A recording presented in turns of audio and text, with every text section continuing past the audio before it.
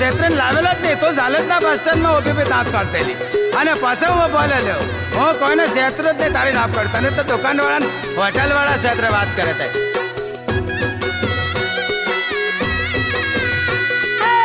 તું તો કે તેલો અલ્યા રાજ કરવા